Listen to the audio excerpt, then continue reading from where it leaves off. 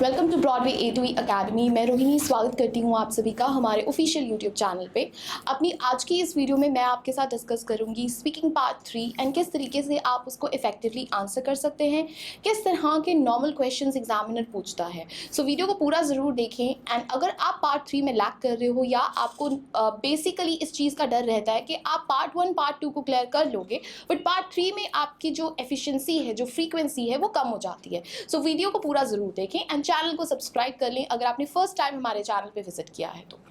अगर मैं बात करूं पार्ट 3 स्पीकिंग की फॉलोअप क्वेश्चंस की, तो सबसे पहले तो ये जानिए कि ये पूरी तरह से बेस्ड होगा जो भी आप इन्फॉर्मेशन पार्ट 2 में दे रहे हैं।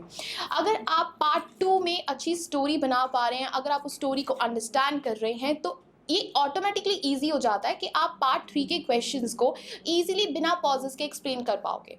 But if you are not able to explain a story or frame a story in your cue card, then it is difficult कि आप अपने पार्ट 3 में उसको सही तरीके से एक्सप्लेन नहीं कर पाएंगे। सेकेंड इंपॉर्टेंट चीज़ ये है कि जो फॉलो अप क्वेश्चंस है वो बेसिकली ओपिनियनमैटिक रहते हैं, आर्ग्यूमेंट्स के ऊपर बेस्ड होते हैं। मान लीजिए कोई भी एक क्वेश्चन है, वो आपके ओपिनियन के ऊपर पूछा है, आप उस पर क्या सोचते हैं, आप उस पर क्या ओपाइन करते हैं। तो यहाँ पे एक ईजीएस्ट वे ये है कि आप पहला 1 to 2 स्टेटमेंट में उसकी रीजनिंग कर दें एंड देन आफ्टर आप प्रीवियस एक्सपीरियंसेस को भी बता सकते हैं। कोई ऐसा एक्सपीरियंस जो आपने पास्ट लाइफ में कभी एक्सपीरियंस किया है या वो प्रेजेंट में आपके साथ हो रहा है या चांसेस हैं कि वो फ्यूचर में होगा। So PPS method is very important if you wants to elaborate और extend answer in follow up questions. दूसरी चीज़, एग्जाम्पल के साथ साथ ही ये मैटर करता है कि आप उसमें कितनी ज़्यादा कंप्लीट इन्फॉर्मेशन दे रहे हो। बहुत सारे स्टूडेंट्स आफ्टर एग्जाम ये क्वेरी लेके आते हैं कि हमसे क्रॉस क्वेश्चनिंग बहुत हुई है, एग्जामिनर ने 14 to 15 फॉलो अप क्वेश्चन ही पूछ हैं।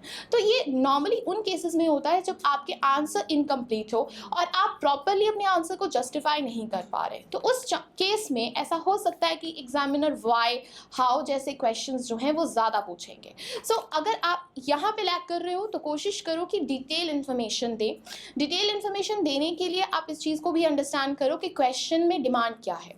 बहुत से स्टूडेंट बिना क्वेश्चन को अंडरस्टैंड किए सीधा ही आंसर देना शुरू कर देते हैं। So you can keep your speaking natural and take a minute pause, जिससे कि आप क्वेश्चन को अंडरस्टैंड करें एंड उसके बाद अपना आंसर डिलीवर कर सको।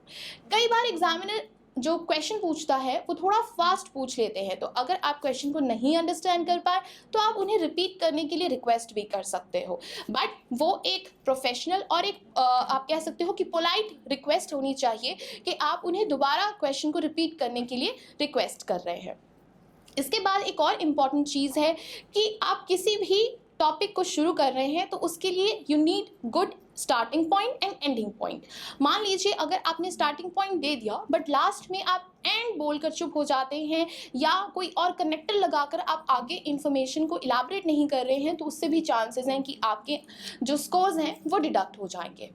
बहुत से स्टूडेंट्स PDF फाइल को यूज़ कर रहे हैं फॉलो अप क्वेश्चंस के आंसर को समझने के लिए, but you need to understand कि अगर आप फॉलो अप क्वेश्चंस को PDF से पढ़ रहे हैं सो इट्स नॉट नेसेसरी कि आपका एग्जामिनर वही फॉलो अप क्वेश्चंस पूछेगा, because your follow-up questions are completely based on the storyline and idea formation that you build in your cue card. So जो भी आपके cue card की story है उसको क्लियर रखें जिससे कि आप अपने फॉलोअप्स पे अच्छे से वर्क कर सको।